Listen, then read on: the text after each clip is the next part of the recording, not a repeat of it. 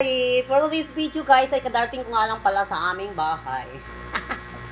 At ayun nga, namili ako ng aking mga kinakain sa araw-araw. Ito ang aking mga binili. Ito yung mga kinakain ko sa araw-araw guys. Para ako ay maging healthy at humaba pang aking buhay. Ayan. Ako talaga ay isang kambing dati pa.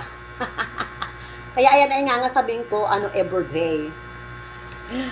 Ano bang tawag dyan? Lettuce. Namatay ang aking electric fan. At ito nga pala yung ubas. Ay! Siyempre, pag-halo-haluin ko yung pag kinakain ko. Bumili rin ako ng mayonnaise.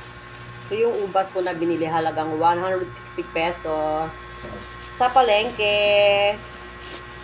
At bumili rin ako ng pipino. Pipino kay sarap-sarap. Pero mas masarap ako. Char. Ito ang aking biniling pipino, dalawa. Pipinong masarap. O, diba?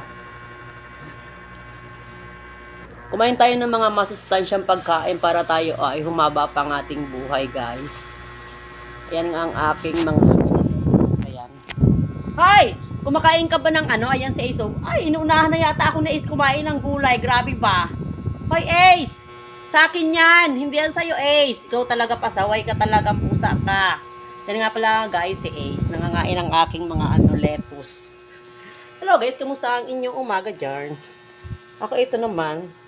Maraming problema pero syempre, kailangan natin mahalin ang ating sarili. Wala namang ibang magmamahal, wala namang ibang gagawa nun, ako lang.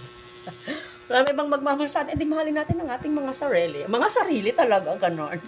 Ang ating sarili ba? O, diba?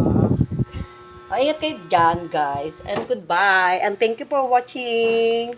Bye-bye. Mwah.